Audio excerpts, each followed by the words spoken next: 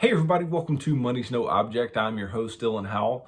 This is episode number 459 of our YouTube channel and podcast, and I could not be more excited to continue sharing with you guys personal finance topics that I think could be useful for you in your long-term financial journey. Today, we are going to be talking about parents and their adult children. Now, this is something that I brought up in yesterday's episode, and I thought to myself, I've not done an episode on this before, so let's talk about it. Let's talk about the data. Let's talk about what parents should be doing with their adult children. Let's look at what they are doing with their adult children, and maybe the path forward to long-term financial freedom for both the parent and the child, and exactly what that would look like. So I think this would be an interesting discussion. I think it would be interesting looking at some of the data here on what parents are actually doing, and maybe it's time for some of them to change course, and we can talk about what they may look like as well. So stick around for a discussion of all that and more in today's episode. Before we get started though, if you could go down below, hit the big red subscribe button, like this video, leave me any feedback in the comments down below, and I'll be sure to respond to anything you leave down there. If you're listening on Apple or Spotify podcasts, be sure to subscribe and leave me a review on either one of those platforms. Follow me on social media at MNO with Dylan. And that's really good supplemental materials to all the things I'm putting out in these long form episodes on YouTube and the podcast every single day. Then if you need somebody to help you to build a financial plan and keep you accountable to that plan over the long term, then I can do that. Just DM me on any of the major social media sites and tell me that you are interested in financial coaching sessions. And you and I can begin working together, pushing towards your long-term financial goals and ultimately pushing you on towards long-term financial freedom, which is what I hope for every single individual who's watching or listening to this show on a day-to-day basis. Now look, parents, I know if there is one thing in your life that you can say that has cost me more money than anything else, it's your child, right? Or your children. I don't know how many children you may have, but it is your children.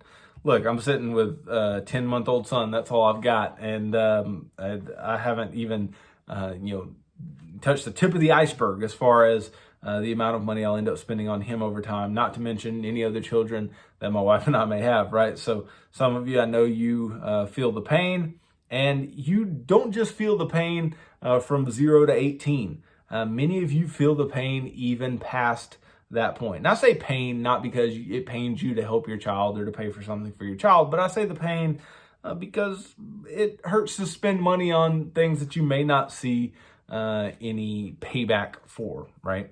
Now, again, I know it's your child, you love your child, you're willing to do it, maybe perfect, right? But nonetheless, adults are doing a lot for their adult children, right? And even though the age of 18 seems like the line between childhood and adulthood, there are many factors that go into, young adults, 18, 22, 25, whatever, struggling to keep their heads above water. And some of it's warranted, some of it isn't, right? I believe that people can become big boys and girls a lot quicker than some parents may give credit, right? But I also believe that, there are plenty 18 to 29-year-olds that have plenty of things that have gone on in their lives that they still need help from their parents, right? Whether it's COVID-related job losses or, whether it's, their school or whether it's whatever, right? They're needing help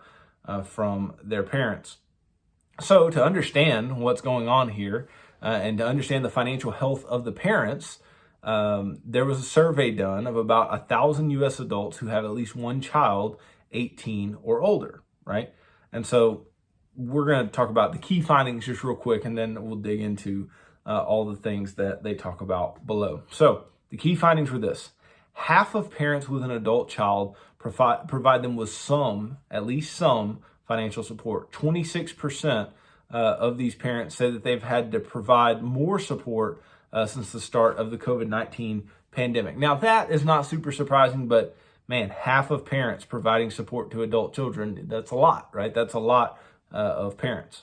Now, 62% of adult children living with their parents don't contribute at all to the household expenses. Now, this, I think, is interesting, right? So it's one thing if you're giving your child help, but 62% not paying anything at all into household expenses sounds like a free rider problem, but we'll dig more into that as we move forward as well. Then even further, On average, parents who financially support their children give them $1,000 per month, $1,000 a month for expenses like food, health insurance, rent, cell phone, tuition, and even travel. Then parents who are still working and supporting their adult children spend 23% more on their children's expenses, $605 per month, than they do contributing to their own retirement or savings, $490 per month, right? So that's saying they're spending more on their adult children every month than they're putting into their retirement accounts, which is, we'll talk at length about why that is absolutely backwards. Now, if their adult children needed financial help, 1 in 4 parents said that they'd pull money from their retirement accounts, and 22% said they'd delay their retirement in order to provide support. Look, people, I know you love your babies. I do. I know you love your children. I know you want to help them. I know you want them to be as successful as they can absolutely be. And sometimes there are very valid reasons to help them. There's very valid reasons to give them money. There's very valid reasons to let them move in with you, right? But there are not valid reasons to make them dependent upon you, right? When they do not have to be. And there's very little in the way of valid reasons to deprive yourself from your own financial future in order just to help your children. I said this in yesterday's episode, and I will stick beside it.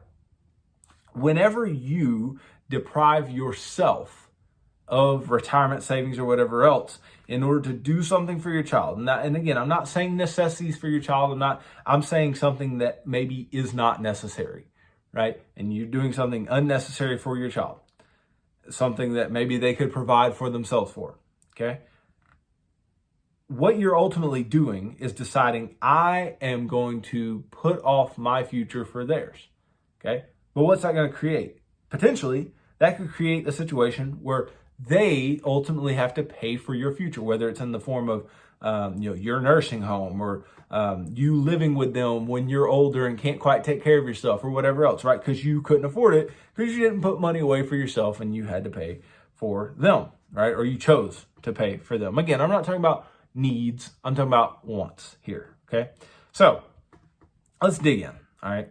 About 1 in 2 parents financially support an adult child.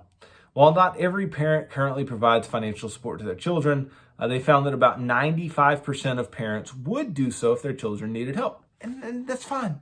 Everything I just said about helping your children and them taking away from your future I am not saying don't help your children. It's not at all what I'm saying, right? I'd say that many of us have gotten help from our parents, me included, right? Now, my parents let me live with them while I was going through my master's degree, all these different types of things, right? Before I was married. But big boy, married, moved out, no financial ties anymore, okay? That's what most people should do. And I'm not saying that there aren't crazy circumstances for people, but I'm saying vast majority, you need to grow up and move out of your mama's house, okay? Now, around 1 in 3 said that they'd be willing to live a more frugal lifestyle. This is adult parents, right? Said that they'd be willing to live a more frugal lifestyle. 25% would pull money from savings or retirement, and 22% would actually delay their retirement. Only 5% of parents said they'd be unwilling to do anything to help support their adult child financially if the need arose. Again, I think that this word need is the key here, right? If a need arose, it's no surprise that 95% of parents would be willing to help their children. I wish that was 100% if a need arose, right?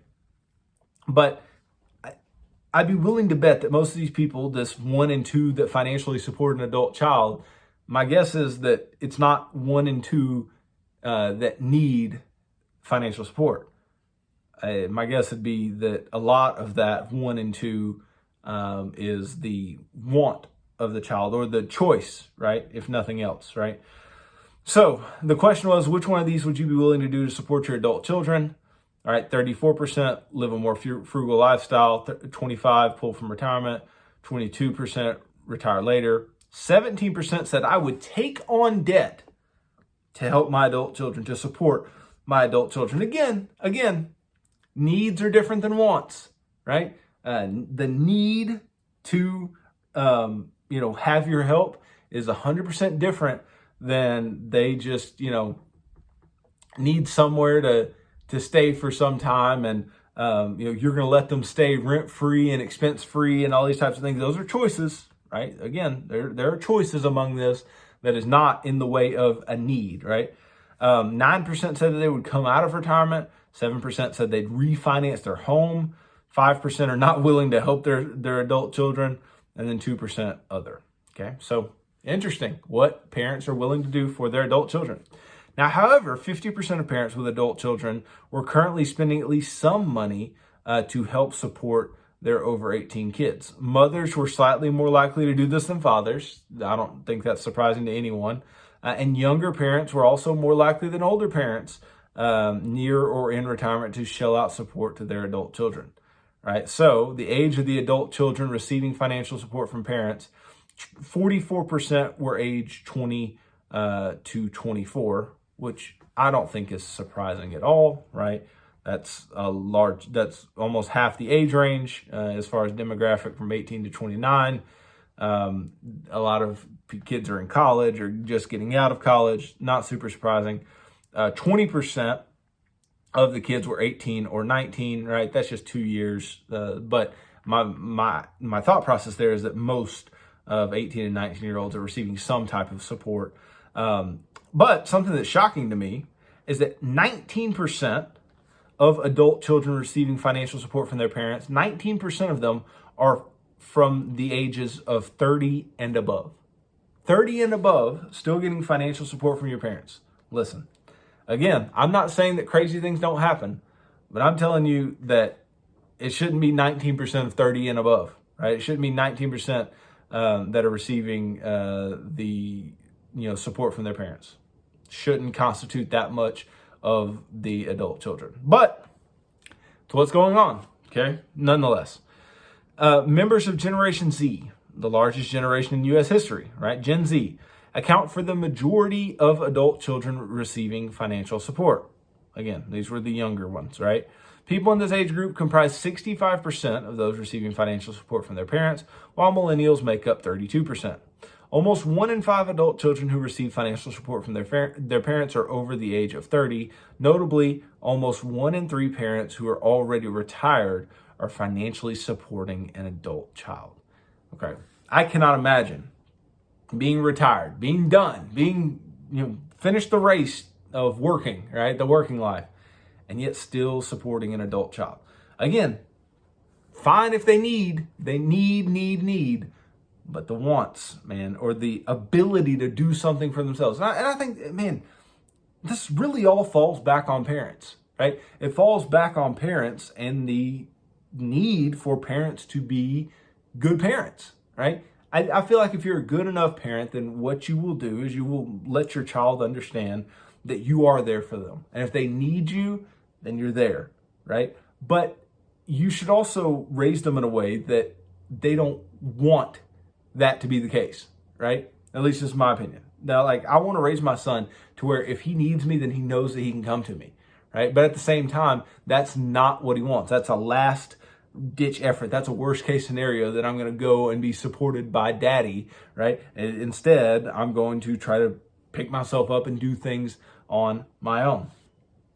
Again, my assumption here is that, saying 1 in 2 parents of adult children are supporting them, I just don't think that 1 in 2 parents of adult children are doing so out of the necessity of the child. They're far more likely doing so because the child is not exhausting all other options, okay? Now, in addition to their own age and the age of their offspring, parental income also has an influence on whether they contribute financially to their children.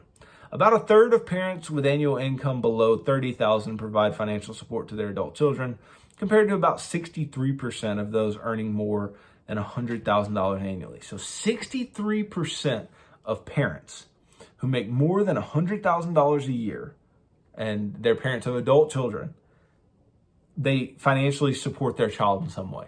That's just a huge, huge number, okay?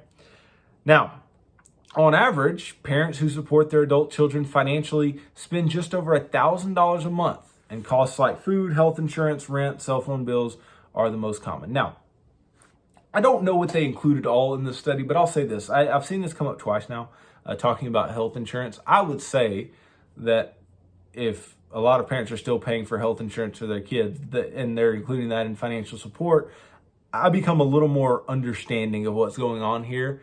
But you're not taking out debt to continue paying for your kids' health insurance. You're not pulling money from your retirement account to do that or retiring later. That's just something that you're continuing doing that you were doing as they grew up, right? So yeah, if they're including that, then so be it. But they're also talking about things like food, rent, cell phone bills, things like that. Okay. Now, parents of the Gen Z adult children are often shelling out for tuition and other school fees, which were most expensive among the categories in the research at $631 per month on average. Rent or mortgage payments were the second most expensive at $467 a month on average. Percentage of parents who financially support their adult children. Here we go. I don't necessarily care to look at the Gen Zs way too much just because they're still quite young. They're still quite young. So I don't want to look at them way too much.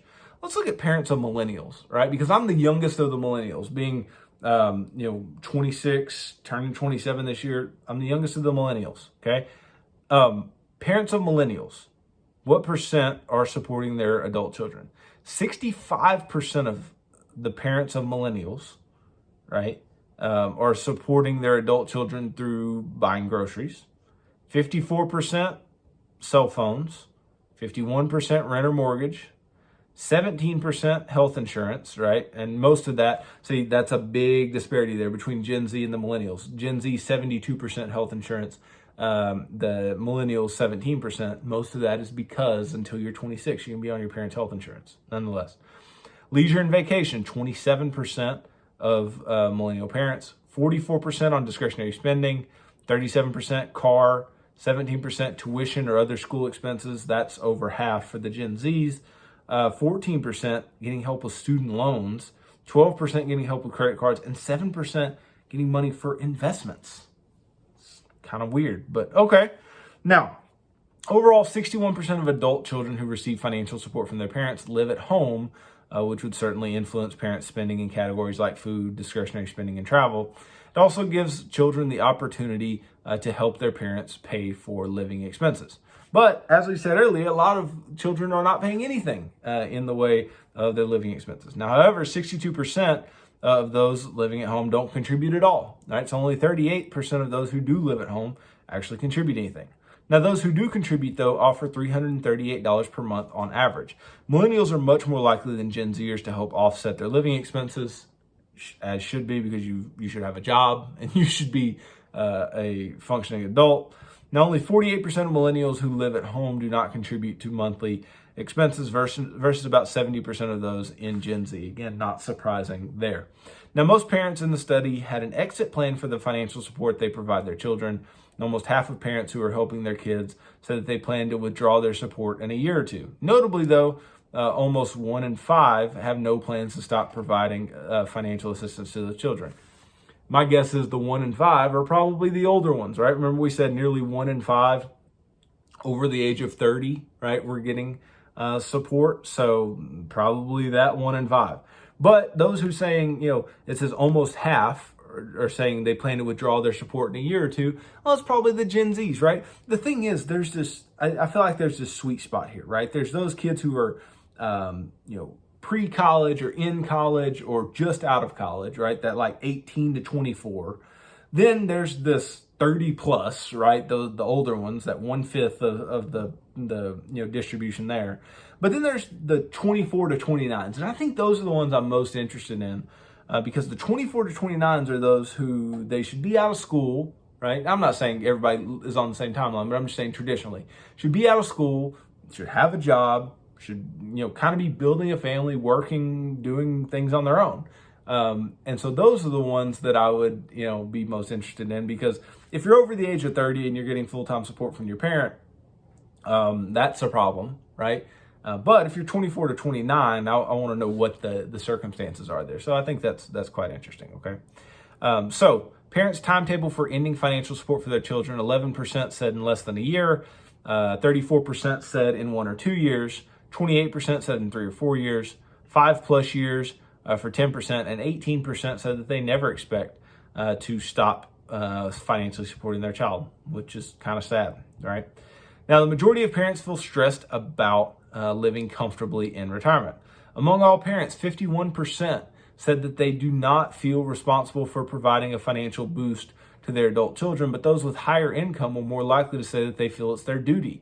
Among parents with personal income less than $30,000, about 26% said they feel responsible for financially supporting their children. This figure was about 49% for those who make $100,000 or more. This sense of responsibility may be aiding stress as parents also prepare for retirement. 43% of parents say that they sacrifice their own financial security for the sake of their children. 43% said that they have sacrificed their own financial security for the sake of their children, and the sacrifice does not appear to be reflected in how they feel about their own financial futures, right? So this is the problem I have. Okay, my problem is this. Long-term support of adult children is not healthy. Okay. Once your adult kids are out of school and they're working, put them babies out. Okay. Teach them how to, go live somewhere on their own. Okay. They need to do that. That is good for your development. I can just tell you, look, I'm 26 years old. Been living, moved out of my parents' house to a house with my wife. So that was, a little over 4 years ago. We've lived by ourselves ever since, us, and then with our son now. And it is a process of maturing, right? You become responsible for something new, and children need that, right? They need to become responsible for their own finances, for their own success or failure in doing whatever they're doing, right? They can't just rely on mommy and daddy forever. And please, parents, please, do not sacrifice your own financial security for your children unless it is the only thing that can be done. Again, I'm talking catastrophic things, right? If we're just talking, because the assumption I want to make is that we're talking normal situations, right? In the vast majority of these, we're talking about normal situations. But I'm sure there are some outliers that I would be like, sure, take care of your kid. Do what you have to do to take care of your kid. I'm not against taking care of your children, right? But what I am against is your children being dependent upon you when there is no reason for them to be. And for you to sacrifice your own financial future for your child that does not need you to be holding their hand through their adult life. Okay, that is the problem that I have. Now, of parents who remain in the workforce and provide financial support to their children, the average person spends 23% more on their adult child than they do on their own retirement or savings contributions. And this this rubs me the wrong way. Because if, in fact, you're spending more on your child, and let's say, again, your child's out of school and they should have the ability to get a job and they should have the ability to move out and all these types of things. Maybe they just are choosing not to do some of the things that they could be doing. You're spending more money on them than on your own financial future. That is just crazy, right? This is a crazy imbalance, right? And this is true regardless of how near retirement is for the adult children, financially. So the monthly contributions to retirement accounts and adult children by years until retirement, right? If you are going to retire in the next 10 years, those people are putting $1,264 towards their adult children and $773 towards retirement savings. If you're going to retire in 11 to 20 years, a little over $1,000 to their adult children and $577 to retirement. $244 to retirement if you're going to retire in 21 to 30 years, but $911 going to your children. If you're going to retire in 30 plus years, you have 118 on average going into retirement, with a little over $1,000 going to the support of adult children. You've got $1,000 going to support of adult children if you are not sure you may not be able to retire, and only 135 going to retirement, and that brings you to that 605 going to adult children and 490 going into retirement on average, right? So pretty huge numbers, right? And that 605 average, I think that's got to be taken into account parents who aren't doing anything, because the lowest value they had there was $911 average. So Pretty crazy. Now, 70% of parents said that they are somewhat or very stressed about being able to live comfortably in retirement, and 37% said that they are somewhat or extremely unlikely to spend their retirement in financial security. Unfortunately, stress rates were higher among parents who provide financial support to their adult children. Please, please, please, please, please, please, be tougher on your children, right? Get them out of your house when you can, okay? If it's at all possible, if it's, I mean, even if something happened and your kid has to move home with you and they don't have a job and they need, some support for some period of time, there needs to be an exit plan, right? There needs to be a plan that you make with them as to, okay, what are we going to do? How are we going to get a job? How many resumes are we sending out? What are we applying to? How long do you expect to be here? Things like that. It should not be an expectation of, I'm staying here until I don't feel like it anymore. No, it should be an expectation of as soon as you can get out, right? And again, it's not just to be tough on your child, but it's to aid in their growth, to aid in their ability to become self-sustaining adults themselves, and to help you as the adult parent to be as financially secure and financially successful as you can be. Because what I'm finding with all of these numbers, with all of these statistics, is that parents are putting themselves on the back burners for their children. And parents get used to doing that. And I'm sure that is the case. But you should not be doing that if it's not necessary, right? With your adult children. I'm not talking about with minor children. I'm talking about with your adult children. You should not be doing that if it is not absolutely necessary to the health and the life, the not living on the street of your adult child, right?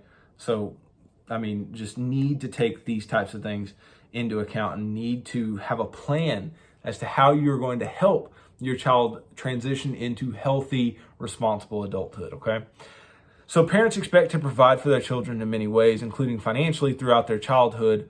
But for most of modern American history, it's been assumed that regular parent financial support stopped with adulthood, or at least once high school or college was over. But this research shows that it's often not the case, and it may be to the detriment of parents as they age and get closer to retirement, right? So parents, ultimately this is on you. It's on you to help decide how your child is going to react as an adult, what they're going to do, whether they're going to go get a job, be driven to do so, motivated to do so, understand that that's the next phase in life, or if they're going to live in your basement as long as you may let them. Look, I'm all for taking care of your children. I'm all for helping them when they need it.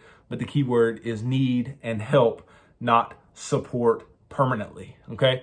So if nothing else, hopefully this is interesting, and hopefully it can motivate you as a parent to teach your kids about money, teach your kids about life, about how to be a self-sustaining adult, and push them further in that direction.